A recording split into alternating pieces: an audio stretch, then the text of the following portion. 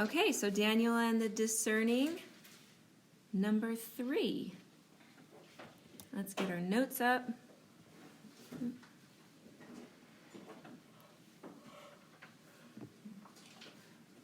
We're loading. There we go. Okay, Daniel and the Discerning, Bible Study 3, Life, Liberty, and the Pursuit of Happiness. See what we can do here. Okay, so review. Over the last couple of weeks, we've been talking about how there is going to be a time in the future that has a third temple, according to Daniel 12. There will be a man who tries to take over the entire world, and at a certain point in time, he's going to go into that third temple, and he's going to claim to be God, and he's going to set up something called the abomination that causes desolation. Okay? Probably a idol of himself or a god that he is worshiping, but he kind of worships himself, so that's where I lean. Jesus will return at the end of the tribulation and take 75 days to set up and establish his reign from Jerusalem. There's going to be a 75-day gap that we're going to just keep going back to for quite a little while. As we progress into the last days, more and more will be revealed and or unsealed. I think you'll find tonight that it becomes very clear that we can't know everything. We know a lot more than we did 50 years ago, let alone 100. But we can't know everything. So by the end of this lesson tonight, I think you'll clearly see that the human side of me, I'm like, oh, I wish I was there to see that and figure it out. But then the other side of me, like, what am I saying? No, I don't want to be there to figure it out. So the wicked will not understand, okay? They'll just continue to be wicked. But believers who are discerning, they're trying to figure it out, they're researching, they're learning. It can be done, and at that time they will understand. I just want to remember that promise personally over and over and over again. So we're going to start at Daniel 3. Now, this is kind of a bite into the tail end of the longest vision that Daniel is given, or that he writes for us in the book of Daniel. The longest vision is from somewhere in Daniel 10 to the very beginning of Daniel 12. So we're going to just get the tail end of it. Probably, depending on how long it takes to go over the vision, because I talk pretty fast, we will be doing this long vision in 1 week, maybe 2 weeks. I don't know yet. So we're starting and going backwards. Remember, we're not going to keep going verse up like this. We're going to jump to Daniel 10 and then do the whole vision. Okay? And we're going to end up here at where we're starting tonight. So Daniel 3. Last week we talked about the importance of discernment between right and wrong, and that it can be done. Discernment, if I had anything to keep pointing things back to tonight, it's going to be discernment. It can be taught. It can be learned. Okay? So let's take a look at Daniel 12:3. It says, "But those who can discern will shine like the brightness of heaven's dome, and those who turn many to righteousness like the stars forever and ever." What enables someone to discern? 4 scriptures that just really, I guess they satisfy my soul with this question. Can I say it like that? I'm going to start with 1 Timothy 4:1. Says, "The Spirit clearly says that in later times some will abandon the faith and follow deceiving spirits and things taught by demons." Now, whereas that breaks my heart, I know that it's true. There's going to be people who discern and people who do not. Hebrews 5:14. "But solid food is for the mature, who by constant use have trained themselves to distinguish good from evil." That's a dandy. Because oftentimes, and it is, discernment is part of the spiritual gifts. But right here it clearly says, who by constant use have trained themselves. It can be taught, okay? Psalms 119:25. "I am your servant, give me discernment that I may understand your statutes." Why do we want to be discerning? So that we can know God. Right? I want to know God. I want to walk with God. I want to be true and righteous, and I want to be solid with Him. So why would I want to be discerning? Because I want to understand His statutes. I want to know what He has to say about things. And finally, Romans 12:2 says, "Do not conform to the pattern of this world, but be transformed by the renewing of your mind. Then you will be able to test and approve what God's will is, his good, pleasing, and perfect will. Who doesn't want to understand his good, his pleasing, and his perfect will? That I struggle with, though, I will tell you. Because I'm not good, right? Lots of the time I'm not very even pleasing to be around. And I'm farthest one in this room from being perfect. That is really hard then when I say something bold, with like boldness and confidence, that I have to be able to say, I'm really depending on God for this one. Okay? Because there is truth. There is perfect, and there is a pleasing will. And that's his, and that's where I'm going to press into. So I like these scriptures. I like them very much because there is a transformation that can happen. It can be taught. It can be trained into us. We have things to do. We have things to do, right? And in all truth, we'll talk about this a little bit later. It's not always fun. It can be a burden. You can understand people's sin, and that's a burden that you have to carry. Trust me, lots of the times they don't. But you do for them. And it's not fun. It's heavy. But the flip side is not knowing and living in ignorance. And that to me is worse by far. So, a biblical worldview and Bible prophecy will help you discern truth when deception is present. If you know the ending of the story, if you know where you're going on your trip, you know what to look for, right? You're going to follow the signs to that location, right? Okay, same thing with Bible prophecy. If you have a clue as to where the world's going or what God's plan is, you'll look for the signs that's going to get you there. And you're going to understand, whoa, I don't go that way, I go this way. That's false. I don't go that way, I go this way. And I know from these scriptures that there's going to be people who are trying to pull me away and who are going to follow the doctrines of demons, who are going to be enemies or antis. So I need to follow because I know where I'm going. Does this make sense? Yeah. Okay. Then let's just keep scooting along. One of my favorite stories in Daniel, I get to skip around wherever I want to. You guys said you want to do the book of Daniel. You never thought you were going to do it in order. We're going to go to Daniel 5 tonight because I just can't think of a better example of discernment, and it's in the book of Daniel. The handwriting on the wall. Let's do a little bit, Let's do a little bit of just some background here. You know, I got this from the commentary by Warren Wiersbe, and I learned so much just from this little history note here. I'm just going to read it to you. He says, some 20 years passed between chapters 4 and 5. Nebuchadnezzar moved off the scene, succeeded by a son who reigned just for a few years, and then was assassinated by his own brother-in-law. He in turn ruled for 4 years, but was killed while in battle. The next two rulers occupied the throne a very brief time, and the second of these was Nabonidus.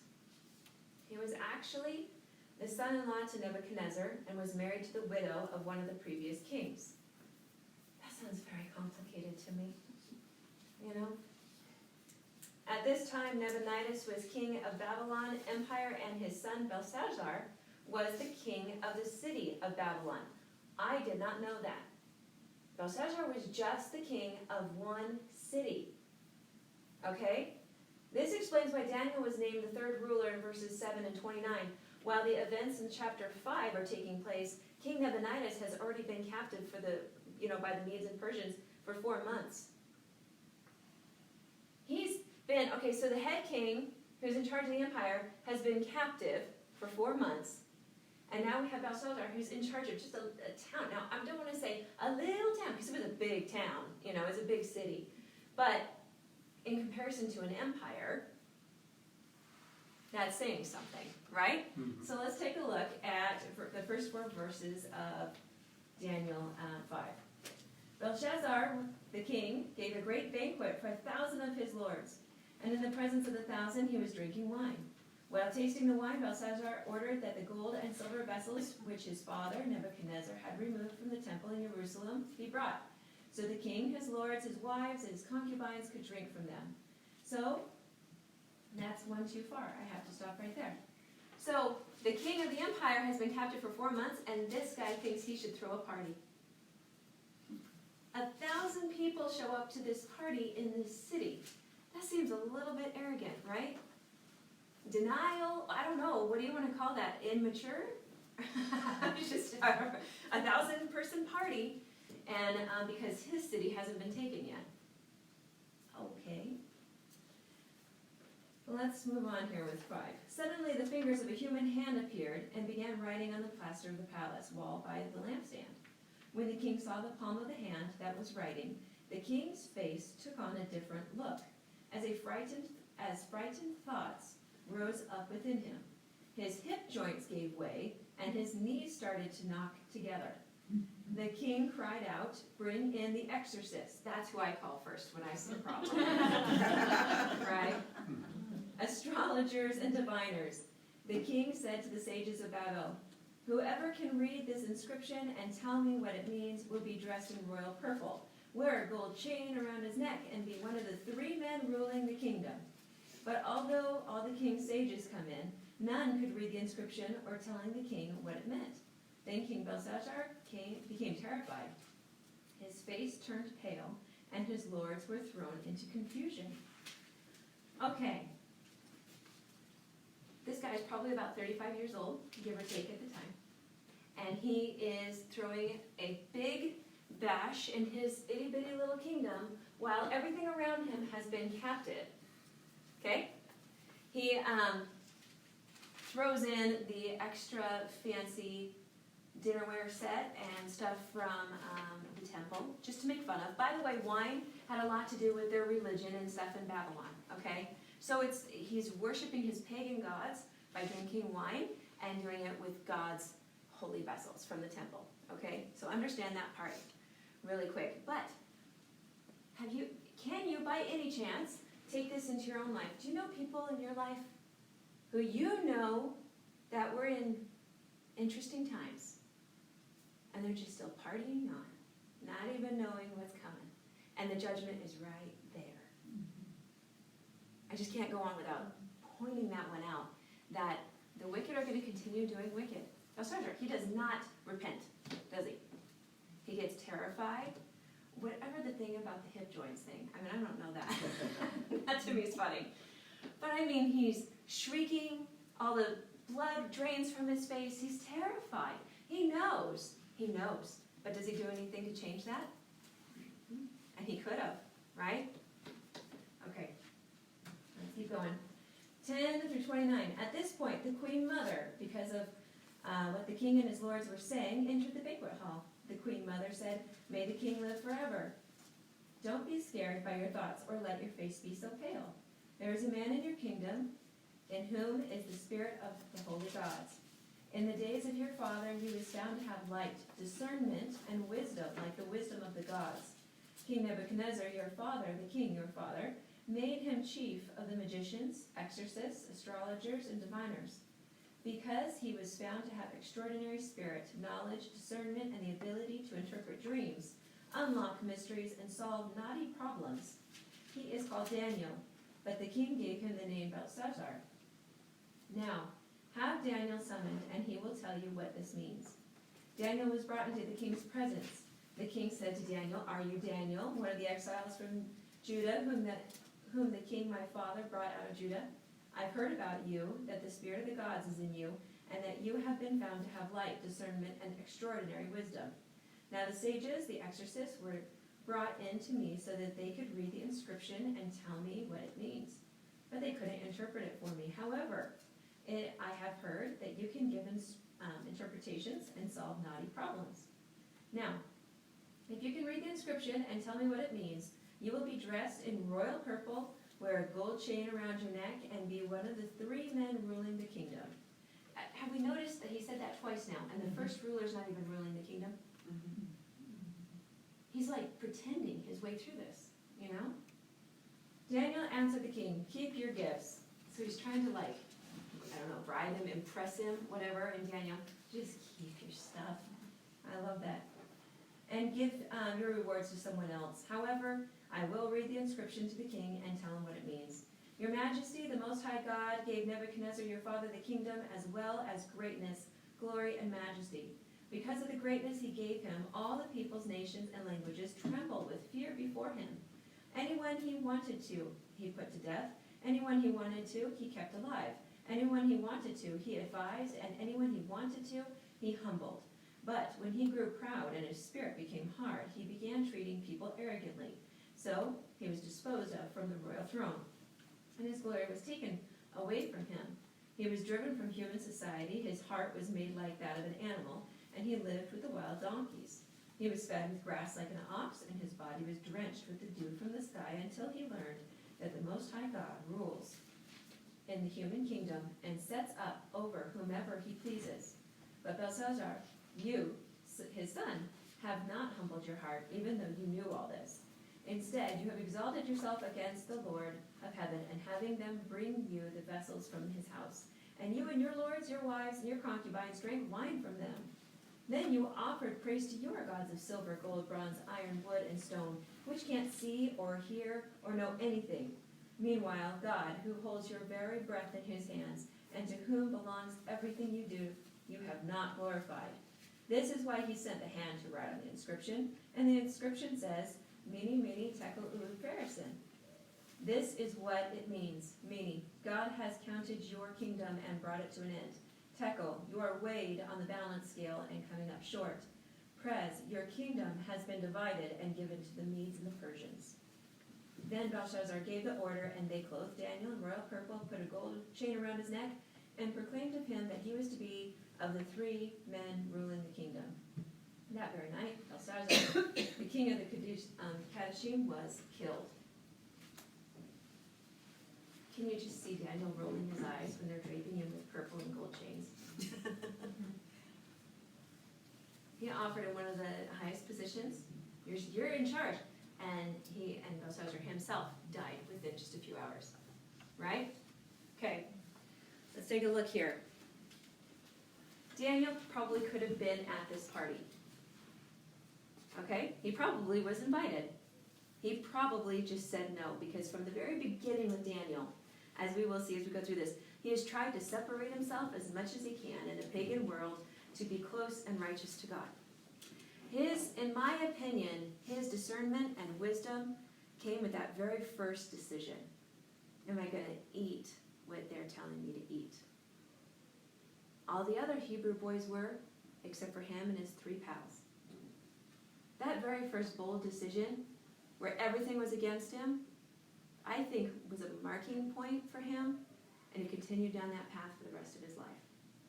By the time he got here to the handwriting wall, he's an old man. He doesn't care about purple clothes and gold. He doesn't care about anything but the people in that room. I think that he had a heart for him. He understood that wicked sometimes are going to continue to do wicked, but everybody is redeemable, right? We serve a God who's that strong. And he sat there in that room trying to remind them before he got to the interpretation. Look, man, this is what happened. Remember? You know this. And you still pulled this stunt. Well, see what I mean?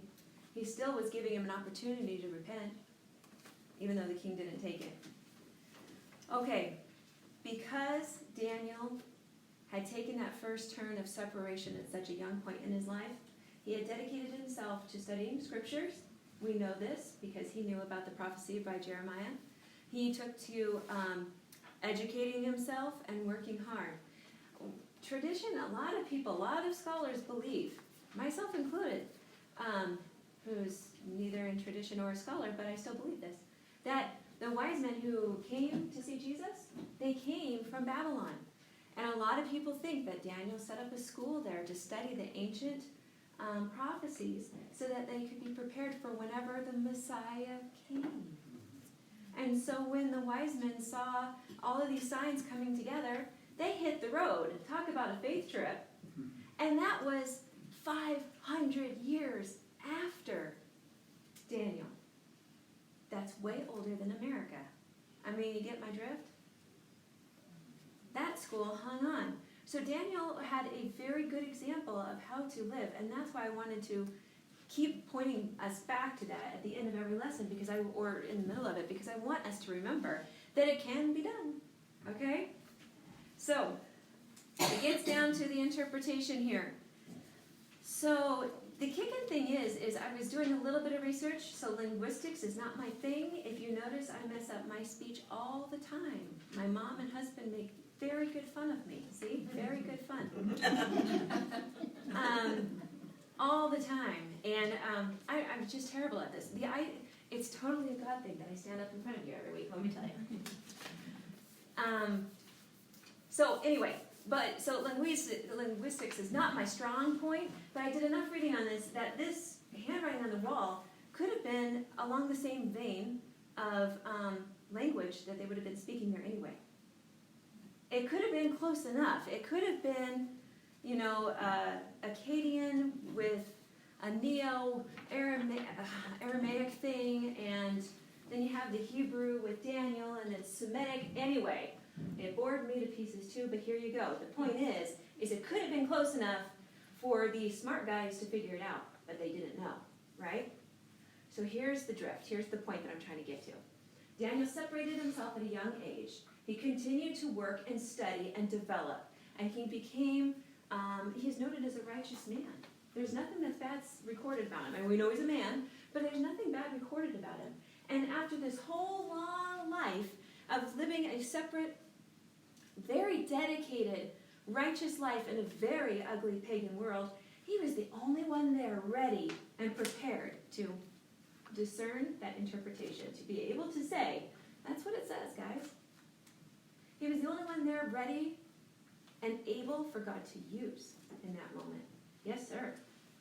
He also had a prophecy, I believe it was Jeremiah, about Cyrus. Mm-hmm. And that very night when Cyrus was besieging the city, that's right, broke into the city. And of course that was the end of the king. But he had that scroll, and he went up to Cyrus and said, hey, this was written about you 100 years ago. And then he established his relationship with Cyrus. And he did very well. They became good buds. You're exactly right. And around Babylon, so he had discernment. He had a gift that he could see not only what was coming, but he was prepared with Scripture to substantiate it. Very wise of him to do that. Excellent point. And when you're talking about this army that was so creative and clever, the walls around this city were 87, I wrote this down, 87 feet thick? Okay? And had brass gates. It was absolutely massive. And how did they get into the city? Does anybody remember? Anybody know? They diverted the river, and they right, made their way through the water course there underneath the wall. That's right. Tricky. I love that. I love that. So later on in Daniel, we'll be talking about the gold-headed statue, and we'll see how all this plays out and how it all was something, even in Daniel's own life, he had prophecy to move forward with, okay? But I'm taking too long here, so let's find where we're at on the notes. Okay, so the interpretation. You've been weighed, you've been numbered, weighed, and divided. Okay, Belshazzar's days has been numbered, and he did not use them well. Do you guys realize, honestly, in your own life that every one of us has a number count?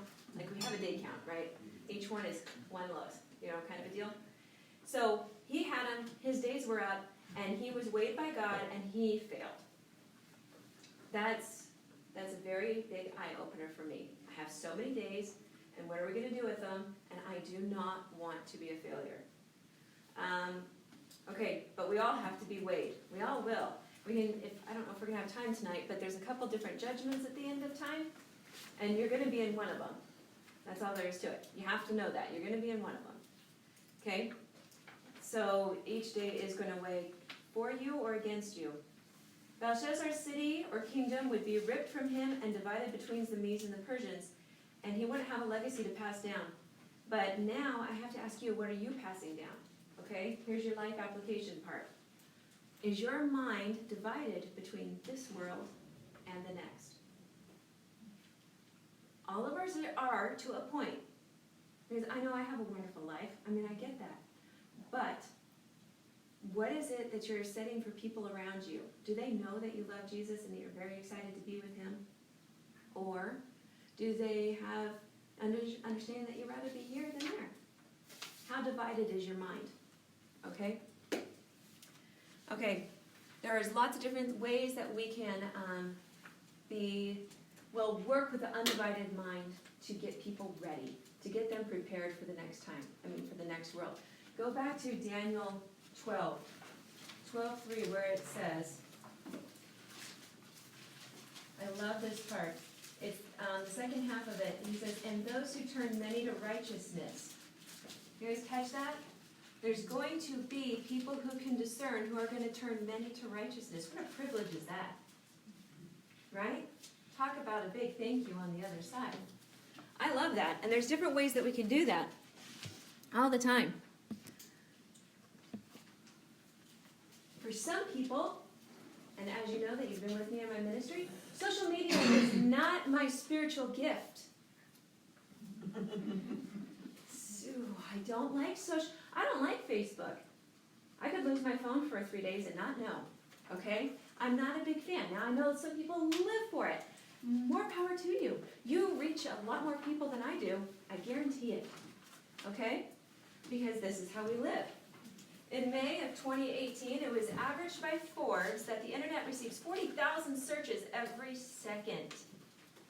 And that's a long time ago in the tech world, right? In 2018. This equals out to be 3.5 billion searches per day. And obviously, I'm sure this has probably gone up. Millennials are famous for valuing the advice of their peers. This includes how to parent. They do not look to their parents or grandparents for this advice. They'll actually go watch a YouTube video on it.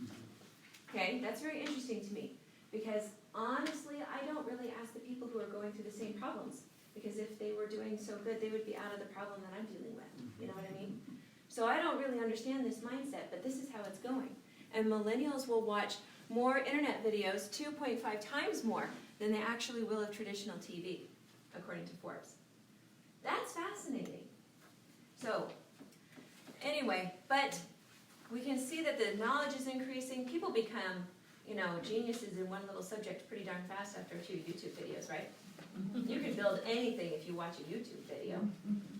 So, but is this the knowledge that we're talking about when we look at Daniel 12:4? Let's take a look. But you, Daniel, keep these words secret and seal up the book until the time of the end. Many will rush here and there as knowledge increases. Knowledge will increase. Now, I've heard this over and over and over and over and over again, that it's because now in the last 100 years. So, anybody remember the books by Laurie Ingalls Wilder where it's like the Little House in the Big Woods? In her lifetime, she started in this one-room log cabin and she was flying across the country in an airplane. Right? She saw the difference between horsepower and what we know as horsepower, right? She could see that. So in the last 100 years, it's like all of history has been on a standstill. There's been very smart inventions here and there, but pretty much technology has been stifled or stuck for over, 6,000 years? And in the last 100, 120 years, it's all just come, right? I don't know how to explain that other than that's a sign of the time. But this is not the knowledge that we're talking about here. Because it says in Daniel 4 that this book, the book of Daniel, is supposed to stay secret and sealed up until the time of the end. And when the time of the end comes, that's when they're going to want to find this knowledge. The book of Daniel's knowledge. Because remember, it's going to unfold. It's going to unseal. And so when this happens, they're going to be clamoring to get a hold of it. What does this mean? What's happening? What's going on? And it's unsealing right now. We can understand, like we said, a whole lot more than we ever have been able to before. Okay? It will keep secret until the end, and it can be known at some time. Don't know when, but at some time it sure can. Okay. Daniel could not be understood at any other time in history. There's no other time it could have been understood. According to Eliot's commentary for English readers, the verb to run is used in Jeremiah 5:1 of searching after knowledge. Many will anxiously search in this book for knowledge for the matter of God's dealings with his people. Remember who are his people? Who is the book of Daniel written to? The Jews. Can everybody else benefit from it? Absolutely. Especially tribulation saints, the people who will turn to Jesus Christ during the tribulation time. That I would put with his people in this verse as well. God's dealing with his people and will derive comfort and understanding therefore. Okay, his people, like I've labeled right there, Messianic Jews and tribulation saints. Okay? There's going to be many, many, many, many Jews who turn to Jesus as their Messiah during the tribulation time. When he shows up for the second coming, I bet you quite a few more are going to drop to their knee in that moment when they see that, right? When they look upon him who they have pierced, right? Okay, let's move really quick into Daniel 12, 5 through 7. It says, Then I, Daniel, looked, and I saw in front of me two others, one on the bank of the river, and the other on its other bank. One of them asked the man dressed in linen, who was above the water of the river, How long will these wonders last? The man dressed in linen, who was above the water of the river, raised his right and left hands towards heaven, and swore by him who lives forever, that it would be for a time, times, and a half, and that it will be when the power of the holy people is no longer being shattered, that all these things will end. Okay. I want you to see really quick that there's two heavenly beings. They could both be angels. I personally think the one that's like flying above the water, did you catch that? Flying above the water, dressed in white linen. Those are high priest clothes or bridegroom clothes. I'm taking a gander that it's Jesus. I think I could pretty much prove, but we don't have time to say that neither one of these are going to be Gabriel or Michael. But I'm saying it's probably another heavenly being and Jesus. Don't, I'm not 100% sure. That's my guess. That's my thought on that. Okay? Jesus also has more information to give than the other heavenly being. So I would think that's in his favor on that too. Genesis 14:22 and Deuteronomy 32:4 says that only the right hand in Jewish customs needs to be raised to make a vow. But it says that both his right and his left hands were up. So that just means this is for real. This is serious. You can count on this. And he's giving a very precise time, times, and a half. And then he's giving a very precise people. The power of the holy people is no longer being shattered. Now, next week, just know that it's not going to be fun all the time. Because we're going to be talking about the people who have been shattered over and over and over again. Okay? Just know that's coming. But something that we can look at in Revelation 12:14 says, But the woman who was given 2 wings of a great eagle to fly from the presence of the serpent to her place in the wilderness, where she was nourished for a time, and times, and half a time. So we see that precise time again in Revelation. We know that the woman, according to Revelation 12, is Israel. So some Jews, people from Israel, will flee from Jerusalem, and they will go to a desert place and be taken care of for a time, times, and half a time. Okay? Let's remember that. Then you also move forward in Daniel 7:25, and he says, He will speak out against the Most High and oppress the saints of the Most High, intending to change the set times and laws, and the saints will be given into his hand for a time, and times, and half a time. Okay, Daniel 7:25 and the holy people from Daniel 12:7 indicates that this is both Israel and the tribulation saints who are being hurt. Who are the most uncompromising people in the whole world? The most stiff-necked? Jews. Oh, Jews. Who else, though? Me. You, yeah. Christians. True believers get pretty riled up pretty fast when you want to break a law, right? We have common moralities that we've adapted, like the 10 Commandments. Like it would be a bad thing for us to kill somebody, right? The Jews have the same laws. They have that same morality. And nobody in the world values life more than true believers or the Jewish people. Values life. It's a very big deal. Okay, so we have these laws that are unbreakable to these people, and we have this man who's coming in the disguise and the deception of peace, and he's going to say, well, we have all this wonderful peace and tolerance and acceptance of everything, except for these two groups of people really put, a wrinkle in what we're trying to do around here. And he will convince the world that it is healthy and right to hunt down these two people. These two groups of people. And they will be hunted like animals. That's awesome. Choose. Yeah. Messianic Jews or not, it doesn't matter. That is the morality of the Jewish people. Okay. Now, I'm just going to have to say, in my opinion, there are TV shows and movies that are desensitizing the American people, the world, towards this thought. It's ugly and gruesome, but to go over just a few here, since the 1970s, movies have been made to sear the conscience of Americans against human beings. Human morality, life, is way down low on the totem pole compared to what it used to be for Americans. Okay? It was in 1980 that the Ten Commandments were removed from the public schools.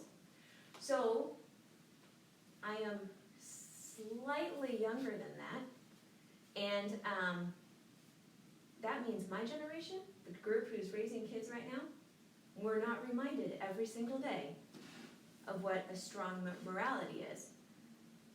One that includes murder. Do not murder. We weren't told that growing up. And now we're raising kids on that same thought. It's a foreign concept anymore. Really? Interesting, huh? I mean, really. So the people who are about 40 years and younger were not reminded every single day when they went to school that murder is wrong. So, and then we throw in movies through their entire life that shows people being hunted for sport or for revenge or for pleasure. The latest one that just came out this year is called The Hunt. Has anybody seen a preview for this? So I don't even have TV and I heard about this. That's how big of a deal it was. Okay? But The Hunt, it just shows a fantastic view, actually, of an elite system who has zero value for human life, and they pay big bucks to have the opportunity to go on like safari of only human beings. So they go and capture humans out in the world, they bring them back, this is my understanding, I have not seen it, and they bring them back and they throw them out there and say, there you go, like I don't know. 10 minute first chance. Yeah, exactly. Yeah. You get, go, and then the elites get to buy, I guess, whatever they want to be able to hunt these people with. And what I'm saying is the people who are watching this are enjoying, they're watching this for their enjoyment, for their pleasure on this. Yes? The other message there is it's liberals hunting conservatives. That's right. Ah, I didn't see that. That's why it was made. And so, the subtle message there is that Christians are considered conservatives. There you go. And for the most part, so, that's what could be easily translated down the road to, Easy. that thought process as well. Well, you just made that even more clear. Thank you. Or the Hunger Games. Yeah, Hunger Games, yeah. It was absolutely. totally when they hunt the people. Hunger Games absolutely show that too, and this is for kids. Yeah. But The Hunt, liberals hunting conservatives, there you go. The stiff-necked conservatives who just won't bend. We just have to take them out. That's just really, really terrible. Because it really defeats what a lot of America, most of America was based on. Life, liberty, and the pursuit of happiness. We say this often, but let's break that down for a minute. Life has to happen before you can have liberty. You have to have a ticker to, have freedom. That makes sense, right? A dead person really doesn't care about their freedom at that point, right? Okay, so it goes in order, and I think our founding fathers did that very much on purpose. They didn't say liberty, life, and the pursuit of happiness. You have to be alive to have it, to have a chance at liberty. So, things that have really destroyed our morality on life in America, in my opinion, we can look at abortions, sex trafficking, mass murders, Shouldn't these things affect us when we hear about school shootings? It used to. This is for me too, guys. This is for me too. I say the same words every time. Oh, that's awful. You know? But I mean, like, it's just terrible. But life, liberty, and the pursuit of happiness. True believers and Jews give more respect to life than any other group of people. And true believers will live and or die for somebody else to live. That's part of our code. Okay? Jesus gave us the ultimate example of that. Now, I am saying this very cautiously, so please understand what I'm trying to say. I believe that the Founding Fathers understood this, and they wrote it accordingly. I believe that the American military reflects this. I am not saying the military is Christian, and I'm not saying the military is perfect, but they have gone into many different countries to protect life, to give liberty, so that they could pursue happiness. And then they're the only military ever in history to turn around and leave. Sorry, but we could have owned France, Germany, Japan, South Korea. I mean, there's just a few places where we could have, by all rights of war, stayed, occupied, and considered it our own. Does that make sense? But we never did once. We turned around and we left. But we went there to protect life, to offer liberty, and to pursue, so they had a chance to pursue happiness. Now, we as Christians know that true life only comes with Jesus Christ. We understand that true freedom only comes with Jesus Christ. And we understand that studying and learning and knowing God's perfect and pleasing and good will is the pursuit of happiness. Right? Life, liberty, and the pursuit of happiness comes with great discernment, because you're getting everywhere in entertainment, in the news, in things all around you. People all around you are telling you that life doesn't matter anymore. Liberty is pretend, and the pursuit of happiness is whatever you make it. So, this is where discernment comes in. Okay? The tribulation morality. What's going to happen? You have to expect this to get, I'm going to use another bad word, worser and worser and worser. I love that one. You just have to expect more movies like The Hunt to come out. You have to expect this flood of breaking down morality, because morality is wrong, to be ready for the tribulation time. Because if we're going to have a crazy man who's in charge of everything, murdering and releasing the world out on their hunt, people have to be pretty deceived to understand that a man of peace is calling out the hunt on a particular people. Okay? So, why do we call the last half? Because let me tell you, the time times, and I just say that 3 times fast, okay? Time times and a half, okay? This is a real time. You have 1 plus 2 plus 0.5 equal, anyway, long and short, it means 3.5 years.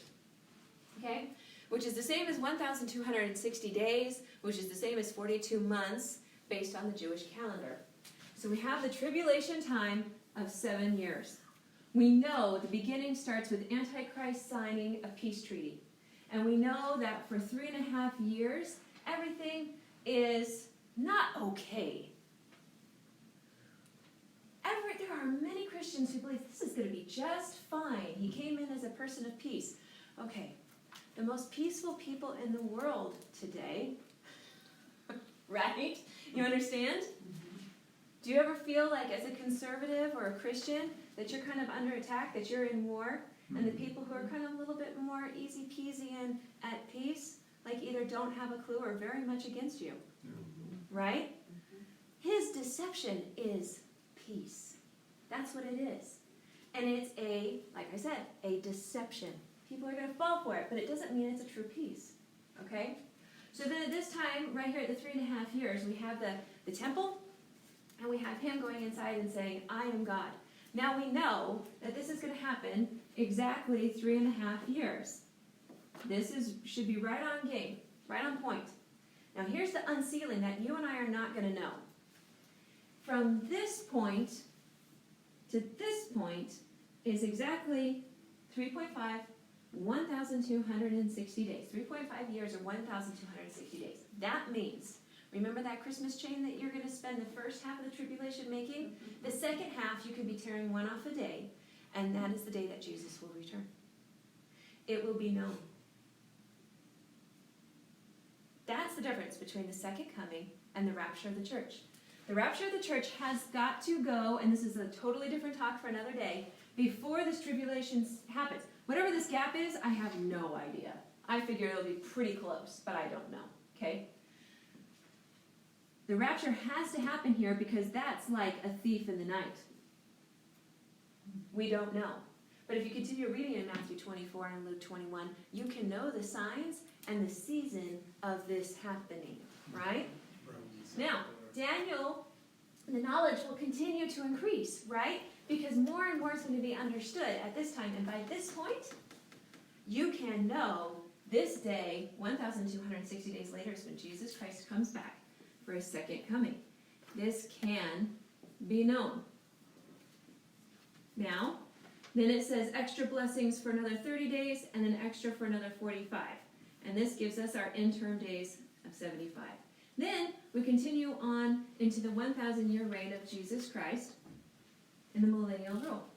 Last Monday night was Sukkot, the Feast of Tabernacles. And my family tried to do it for the very first time. We've never done this before. We don't know all the rules. We tried reading some stuff, but I'm sure it's experienced very different than what it was at my house. But we had fun. I'm sure it wasn't very kosher to have walls of Christmas lights, but it sure was pretty. And we tried to do a few things, and we tried to do it right, but we had a really, really, really great time. What just made me just cracked up was my 15-year-old son. We're talking about how the Feast of Tabernacles is a reflection of God dwelling with us, and it's going to be celebrated at the 1,000-year millennial rule, and it's just such a beautiful party time. It's supposed to be the best moment ever. And my son, Mom, when we get to the millennial kingdom, are we all going to be called millennials? Good thought, kid. I'm going for something like Princess Haley, but whatever. Okay, so anyway, here we go. This is kind of the layout. This will be known. So what I want to say is that this book is not finished unsealing. And you and I are not going to be the ones who do that final crack in the seal. We're not going to know. I'm okay with that. How about you? Is your mind divided? Does it want to stay around to find out, or you want to be with Jesus someplace where he has prepared for us? Yes. Okay? Leave that legacy to everybody you know. All right? I know we went a little long. Sorry about that. But like I said, this is going to be a bumpy lesson. We will see the longest vision that Daniel gives us in his book over the next week or two. All right? Let's pray. Oh, yes. One thought. Unity equals you parson. Yes. Perez, you have been divided, that you just read. Yes. Who was the last one to try to divide Israel? The Prime Minister Perez with Arafat. Same spelling, same name. Really? Didn't know that Look one. it up. Yeah. Interesting. Well, thank you very much for that, Dave. All right, let's pray. Dear Jesus in heaven, thank you so much. Thank you for life. Thank you for liberty. And thank you for the pursuit of happiness. Thank you so much for the understanding that not one bit of that was free. I understand completely that you died for me, and it was the biggest sacrifice ever. I thank you so much for that. I thank you so much for my friends and family who recognize that, and honestly, I thank you for everybody in the world who knows that. Thank you so much. But Lord, I pray that those numbers will increase. I pray that we could know and we could help, that we could help turn people to righteousness. I pray that you give us work to do, Father. And I know that the burden gets heavy sometimes, but it's going to be heavy until we're out of here, because we're not of this world, we're of your world. And I pray that you will make us very excited for that and keep that in perspective as the struggles get more real as we move closer and closer to this tribulation time. Thank you so much, again, for your sacrifice and life and liberty and the pursuit of happiness. In Jesus' name I pray. Amen.